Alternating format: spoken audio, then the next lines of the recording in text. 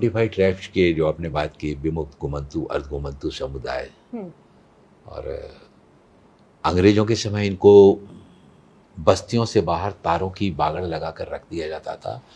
एक तरह से इनको अपराधी घोषित करके रखा था।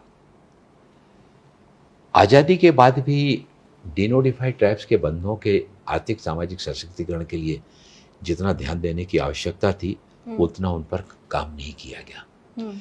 लेकिन आदरणीय प्रधानमंत्री जी के नेतृत्व में दादा यतीन्द्र जी के अध्यक्षता में बोर्ड बनाया गया और उस बोर्ड ने देश भर में इस समुदाय के बारे में अध्ययन किया। आज इनके लिए राष्ट्रीय विकास एवं कल्याण बोर्ड बनाया गया।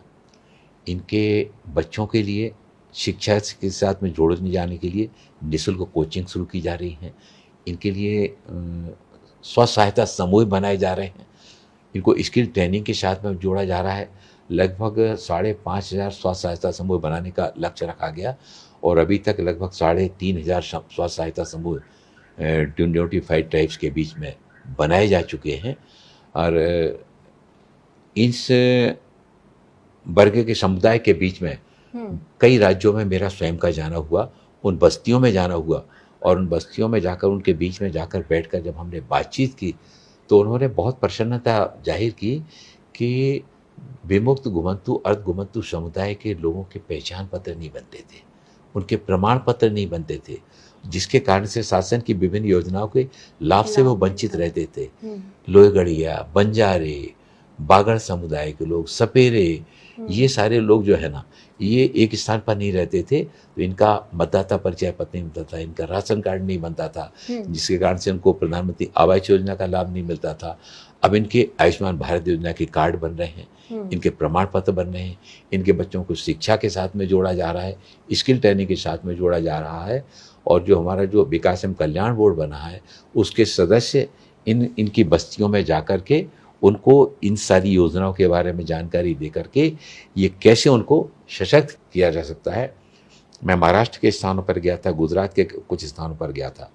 तो महाराष्ट्र में जहाँ पर मैं गया था, छत्रपति संभाजी नगर जिले में गया था, एक गांव में। वो गांव पूरा डिनोटिफाइड ट्राइब्स का था। उस समुदाय के बीच में जब मैं गया सुबह सुबह, वहाँ पर एक बड़ा फर्श बिछवाया था, उस पर गद्दे लगवाए थे, सारे लोग ज़मीन पर ही बैठे थे, मैं भी उनके साथ में बैठा था। उन लोगों ने इतनी प्रसन्नता जाहिर की कि आज़ादी के इतने वर्षों के बाद कोई किसी सरकार ने हम लोगों की सुध ली है, हम लोगों की खबर ली है और केंद्र से कोई मंत्री आकर हमारे बीच में इस तरह से ज़मीन पर बैठ करके हमारे बीच में बात कर रहा है। बाद में फिर उनको सारी योजनाओं की जानकारी दी और मैंने एक कार्डलेस अपने पास रखा था, 2 कार्डलेस हमने अपने साथियों को दिए थे। तो उनमें से जो बोलना चाहते थे जाकर उनको देते थे, वो अपनी बात रखते थे। वहाँ के जिले के प्रशासनिक अधिकारियों को सभी को मैं साथ लेकर गया था। तो उनकी समस्याओं के निराकरण के लिए तात्कालिक रूप से पहल भी वहाँ पर की गई, उनके पहचान पत्र बनाए जाने की शुरुआत भी की गई, उनके आयुष्मान भारत योजना की कार्ड भी बनने लगे हैं। और उन्होंने ही वहाँ पर भोजन बनाया था। उनके साथ में बैठकर जब भोजन किया, उन्होंने जो आत्मिक प्रसन्नता का जो उन्होंने अभिव्यक्ति की, वो सचमुच में बहुत अवर्णनीय है।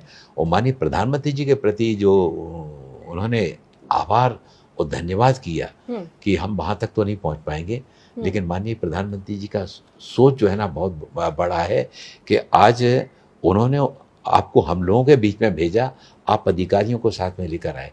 सामाजिक न्याय अधिकारिता मंत्रालय विमुक्त घुमंतु अर्धघुमंतु समुदाय के बीच में पूरे देश में इस तरह से एक अभियान चला करके उनको कैसे मुख्य धारा के साथ में ला करके न केवल उनका विकास, समाज का विकास, बल्कि आदरणीय प्रधानमंत्री नरेंद्र मोदी जी का जो सोच है 2047 में भारत को विकसित राष्ट्र बनाने का सपना लेकर चल रहे हैं, उसमें सबका साथ, सबका विकास, सबका विश्वास और देश को आत्मनिर्भर बनाने में सभी का सामूहिक प्रयास।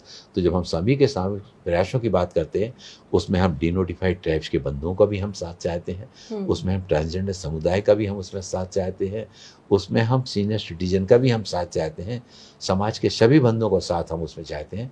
और उसी के लिए सामाजिक न्याय अधिकारिता मंत्रालय लगातार इस दिशा में अपने कदम आगे बढ़ा रहा है।